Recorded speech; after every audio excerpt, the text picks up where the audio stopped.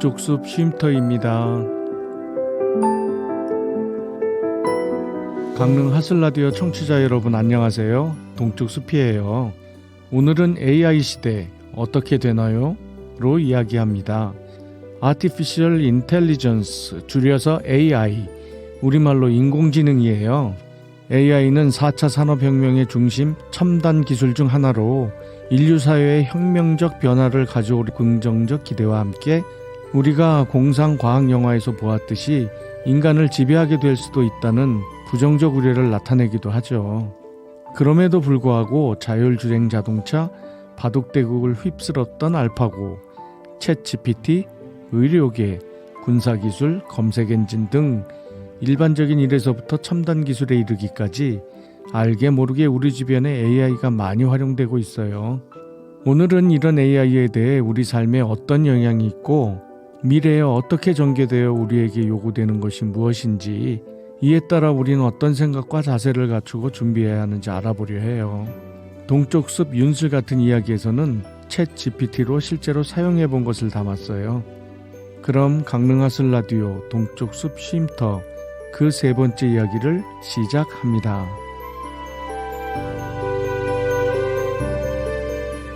인공지능이란 무엇일까요? 인공지능은 인간의 지능처럼 고도의 문제 해결 능력을 가진 인공적 지능을 말해요. 컴퓨터 공학에서 이상적인 지능을 갖춘 존재 혹은 시스템에 의해 만들어진 지능을 뜻합니다. 인공지능의 역사를 살펴보면 인공지능이란 말은 1956년 미국의 존 메카시 교수가 처음 사용했어요. 이후 마치 사람처럼 인공지능을 구현하는 연구는 1970년대까지 활발히 진행되다가 한계에 이르렀고, 이때 미국의 한스 모라벡 교수가 모라벡의 역설이란 개념을 이야기해요. 내용은 신기하게도 우리 인간한테는 터무니없이 쉬운 행동들이 기계에는 너무나 어렵고, 반대로 기계에겐 쉬운 것들이 우리 인간에겐 너무 어렵다는 거예요. 예를 들면 인간에게 복잡하고 어려운 수학적 계산, 회계 업무, 세무 같은 것은 컴퓨터에겐 너무 쉽고 또 빠르고 정확해요. 그런데 인간에겐 너무 쉬운 3, 4살이면 다 할 줄 아는 고양이나 개를 구별하는 것은 컴퓨터는 무척 어려워하는 거예요. 그 이유는 컴퓨터가 이해하기 위해서는 구조화, 그러니까 계량화가 가능해야 하거든요. 더하기 빼기 같은 수학이나 체스 같은 것은 정해진 규칙과 값이 있잖아요. 그런데 고양이를 구조화하려면 이것이 어려운 거예요. 고양이 종류만 해도 수십 가지에 움직임 하나하나를 다 묘사해 줘야 하고, 털 색깔, 보는 위치에 따라 각기 다른 모습 등등등, 이 모든 것을 컴퓨터가 이해할 수 있는 기호로 표기할 수 없기 때문이에요. 그렇지만 인간은 너무 쉽게 이런 것에 구애받지 않고 구별하죠. 이후 인공지능 연구는 1980년 기존과 달리 컴퓨터가 스스로 지식과 정보를 학습하는 머신 러닝이라는 기술이 개발이 되었어요. 또 딥러닝이라는 기술도 있는데, 이 기술은 인간 뇌의 신경망을 모방해서 만들어진 기계 신경망 시스템이에요. 1990년대 후반에 검색 엔진으로 방대한 데이터를 얻고 컴퓨터의 성능이 획기적으로 좋아져 인공지능이 진화할 수 있게 된 것이죠. 특히 2006년 인공지능의 대부라 불리는 제프리 힌튼 교수가 심층 신뢰신경망이라는 더 심화된 알고리즘 개발로 인공지능의 엄청난 발전을 가져오게 됩니다.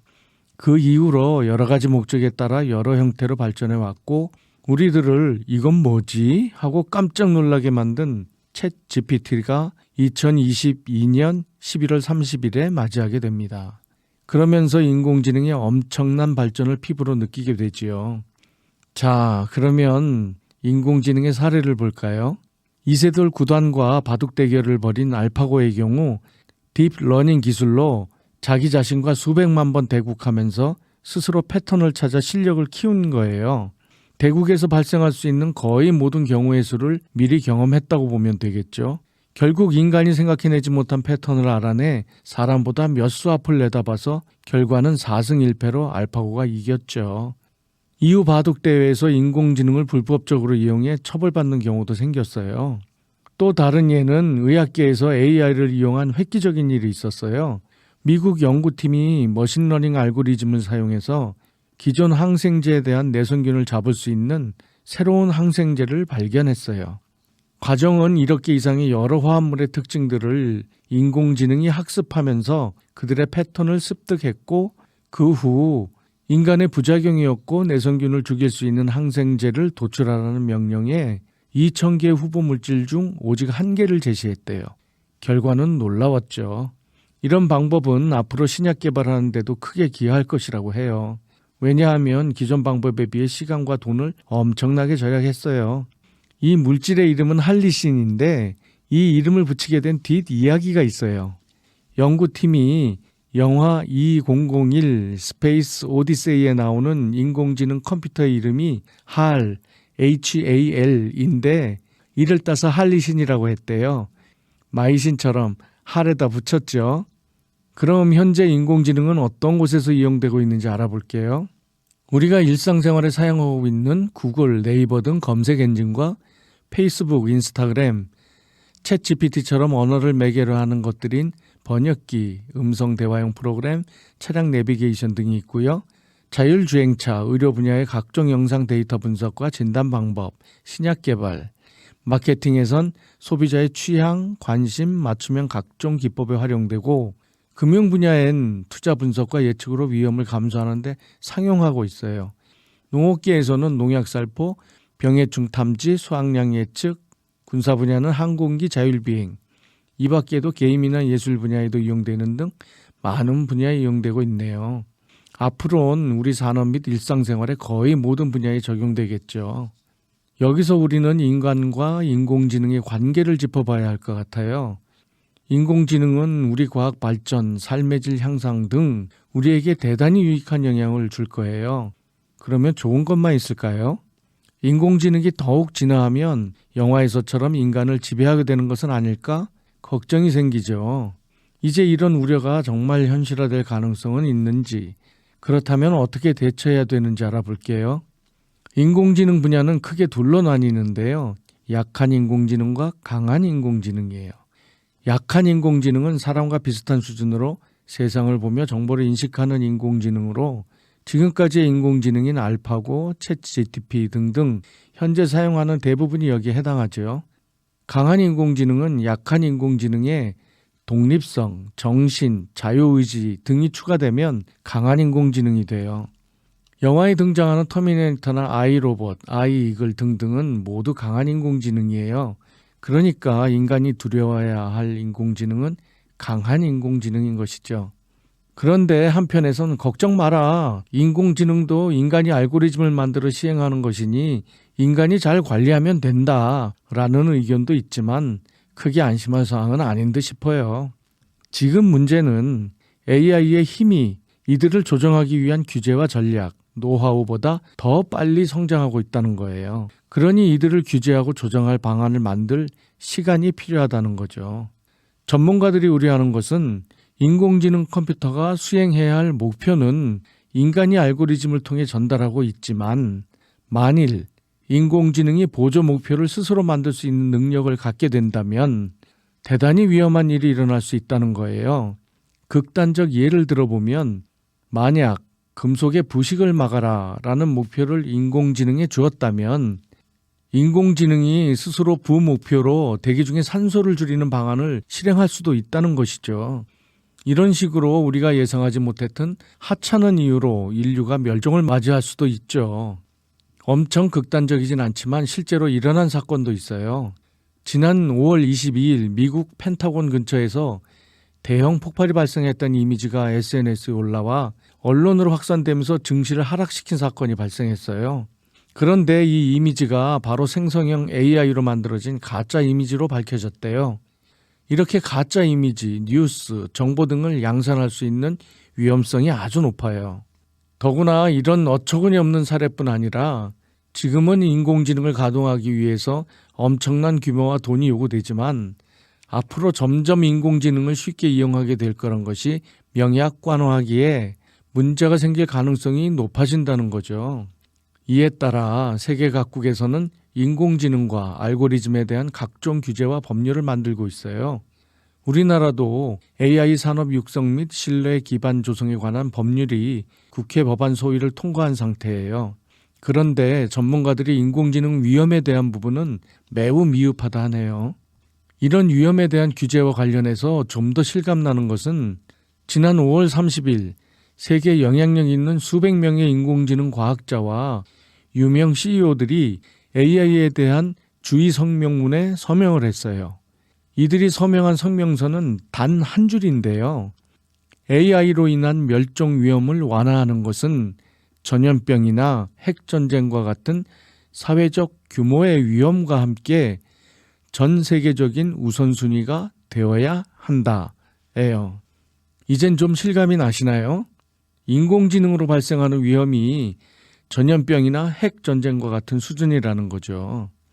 여기에 힘이 더 실리는 것은 바로 2달 앞선 3월에는 6개월간 대규모 인공지능 연구를 중단하자라는 성명에 서명을 받았는데 이때는 의견을 달리했던 현재 인공지능 주역들인 마이크로소프트, 챗 GPT를 만든 오픈 AI, 구글 딥마인드가 5월 서명에는 모두 참여했대요. 고작 몇 달 사이에 이들이 느끼는 위험이 분명해졌다는 것이겠죠. AI를 통제하는 국제기구가 있어야 한다 등등 여러 제안들이 지금 쏟아지고 있어요. 그런데 과거에 지금의 경우와 유사한 사례가 있었어요. 1975년 아실로마 회의인데요. 유전학자들이 DNA 재조립 실험이 갖는 위험에 대해 의견을 모았고 DNA 재조합 실험 가이드라인을 발표할 때까지 실제로 6개월간 모든 실험을 멈췄대요. 그 덕분에 생명과학은 인류의 종말을 방지할 수 있는 인류 공동의 기준을 가질 수 있게 되었죠. 이와 관련해서도 이와 유사한 결말을 기대해 봅니다. 이제 챗 GPT와 대화를 나눈 동쪽 숲의 윤슬 같은 이야기로 잠시 쉬어갈게요.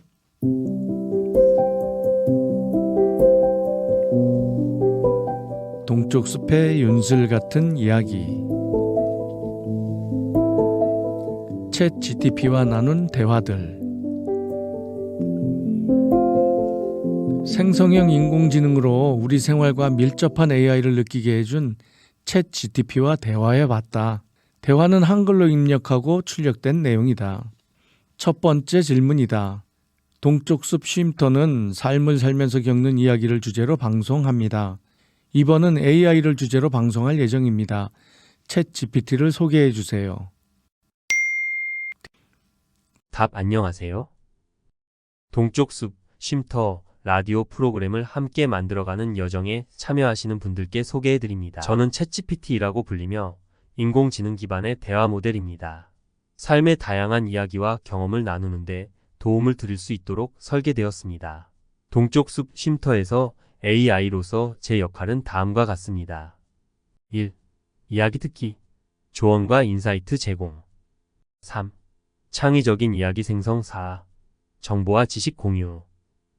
동쪽 숲 쉼터의 주제로 AI를 활용하는 것은 삶의 다양한 측면을 더욱 깊게 탐구하고 이해하는 데 큰 도움이 될 것입니다. 저는 여러분과 함께 즐겁고 의미 있는 대화를 나누기 위해 준비되어 있습니다. 언제든지 저에게 물어보시거나 대화를 나누기 원하는 주제를 제안해 주시면 더 나은 방송을 만들어가는데 기여하겠습니다. 각 제목에 달린 내용은 생략하였다. 챗 GPT가 심리 상담사나 시나리오 작가, 정보 검색사 등의 역할을 할 수 있고 특히 창조적 역할도 할 만반의 준비가 되었다고 한다. 두 번째 질문이다. 가을에 대한 시를 짓고 싶습니다. 주제어로 낙엽, 이슬, 숲, 고요함, 단풍. 답 가을의 아름다움을 묘사하는 시를 작성해 보겠습니다. 낙엽이 가을 공기에 떨어져 이슬이 그 위에 마치 진주같이 빛나네. 숲 속으로 걸어가 보면 고요함이 마음에 스며든다. 단풍이 붉게 물들어 나뭇가지 위로 흩날리며 춤을 추네. 숲 속으로 바람이 불어와 가을의 송가를 불러준다. 낙엽이 바람에 날려가고 이슬이 햇빛에 반짝거리며 사라져 숲 속으로 조용히 노래하는 가을의 순간을 나는 담아간다. 멋지다. 부분 조금 어색하기도 하지만 진주같이 빛나네, 송가를 불러준다 등은 온전히 챗GPT가 더한 것이다. 세 번째 질문. 내가 삶의 어려운 시기를 지나면서 깨달았던 느낌을 적은 글입니다. 하늘을 우러르고 마음의 문 열리우니 가슴 덮게 튕겨지고 기쁨 환히 장렬하여 무거웁디 질퍽하고 드높기만 한 이 내 욕심 안개비 개인 듯 말끔히 걷어내니 불현듯 내 선자리 천국인가 하여라. 어떤 느낌이 드시나요? 감상평을 구했다. 답 전반적으로 그런 어려움을 극복하고 내면의 변화를 통해 찾은 평화와 행복의 순간을 아름답게 묘사하고 있어 긍정적이고 감동적인 느낌을 전달합니다. 앞부분은 전부 생략하고 맨 뒷부분만 읽었다. 이만하면 진짜 사람이 답한 것 같이 느껴진다. 같은 예시문에 다음과 같은 분야에 어떤 것들이 연상되는지 물었다. 꽃 종류에는 프리지아, 화가와 그림은 반 고흐의 더 스타리 나이트, 별이 빛나는 밤, 클래식 작곡가와 음악은 베토벤의 비창을 골라주었다. 비창이 드높은 감정과 긍정적인 에너지를 담고 있어서란다. 꽃은 프리지아를 선택했는데 프리지아 향기가 나는 듯 했다. 이번엔 시를 읽듯 감정을 더해 읽고자 하는데 저작권 없는 배경음악을 추천해달라 했다. 클래식 피아노 연주곡 중 이솝의 미뉴엣을 추천했다. 어김없이 저작권 프리란다. 그런데 인터넷에 아무리 찾고 뒤져봐도 이 곡을 찾을 수 없었다. 해서 다시 물었다. 어디서 찾을 수 있을까? 여기저기 알려주는데 역시 찾을 수 없었다. 이것이 챗 GTP 같은 생성형 인공지능에서 피해갈 수 없는 할루시네이션이 아닌가 싶다. 환각, 환상, 망상을 뜻하는데 아주 멀쩡히 거짓말하는 것을 이렇게 부른단다. 이런 이유는 챗 GTP는 참인지 거짓인지를 답하도록 만들어진 것이 아니라 가장 그럴듯한 말을 내놓도록 학습되었기 때문이란다. 확률이 적용되는 패턴을 찾도록 되어 있지 사실이 명백한 것을 찾는 것엔 취약하단다. 때론 실제도 너무도 멀쩡히 거짓말을 진실처럼 이야기해 사회적 문제를 일으키기도 했다. 지금까지 챗 GTP를 접하면서 느낀 것은 뭔가 두루뭉술한 느낌을 지울 수 없고 문장이 조금 어설픈 느낌이 든다. 하지만 답을 하는 수준은 마치 사람을 대상으로 대화하는 듯함은 부인할 수 없다. 이것이 챗 GTP 3.5 무료 버전임을 감안했을 때 매우 훌륭하다. 한글 버전보다 영어 버전의 답이 더 유리하고 우수하단다. 아무래도 영어로 많이 학습했으니까. 그래서 우리나라에서 만든 생성형 인공지능을 소개한다. 며칠 전인 2023년 8월 24일 네이버에서 발표한 초거대 AI 하이퍼 클로바 X다. 한글 위주로 작성된 인공지능이라 한국어 데이터가 챗 GTP의 6,500배 수준이란다. 너무나 기대되고 또 자랑스럽다. 바로 접속해야겠다. 부디 잘 되길 기원한다.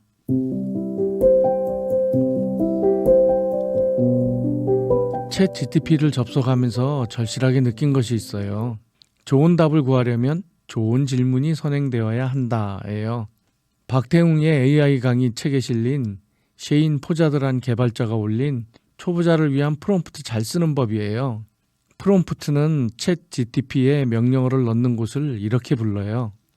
차근차근 생각해보자처럼 단계적으로 추론을 유도하는 말을 덧붙이거나 내가 누구라고 가정하자처럼 역할을 부여하거나 뭐뭇을 표로 만들어줘처럼 포맷을 지정하거나 뭐뭇을 요약하고 가장 중요한 것 6가지를 나열해줘처럼 구체적으로 이를 지정할 때 좋은 결과가 나온대요. 기계 특성을 이해한 중요한 정보죠. 인공지능을 이해해가면서 장점과 단점, 미래에 미칠 경천동지할 긍정적 영향과 위험들의 중심에는 바로 인간이 있구나라는 생각이 들어요. 앞으로 인공지능 세계를 맞닥뜨리게 될 우리 후손에게 어떤 가르침을 줘야 하는지 진지하게 생각할 때네요.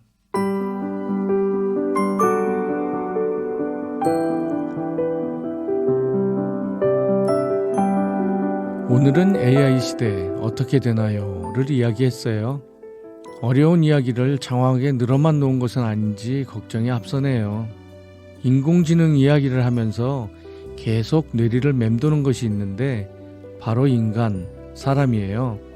기계가 문제가 아니라 사람이 문제다라는 생각을 떨쳐버릴 수 없네요.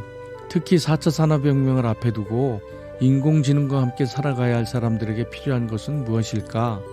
어떤 이념이나 기준이 이 새로운 시대를 이끌어갈 수 있을까라는 생각이 많이 드네요. 저는 그 대답은 홍익인간이라고 생각해요. 널리 인간 세계를 이롭게 한다. 홍익인간은 단군 신화에 나오는 고조선의 건국 이념이자 대한민국의 교육법이 정한 교육의 기본 이념이고 사실상 대한민국의 건국 이념이죠. 이런 홍익인간의 핵심은 모든 문명 장치는 인간을 위해 봉사해야 한다는 인본주의적 사상과 인간을 위해 봉사하는 삶을 위대한 것으로 보는 이타주의적 윤리관, 내세의 행복이 아닌 현세의 복지를 우선시하는 현세주의적 사고, 세 가지예요. 이것이 우리 다음 세대를 책임질 기준이 아닐까 싶어요. 딱 우리 민족의 특징이죠. 근본으로 돌아가자. 우리 아이들도 홍익인간을 우선 익히면 도움이 많이 되겠죠. 지금까지 강릉하설 라디오 동쪽숲 쉼터였습니다. 감사합니다.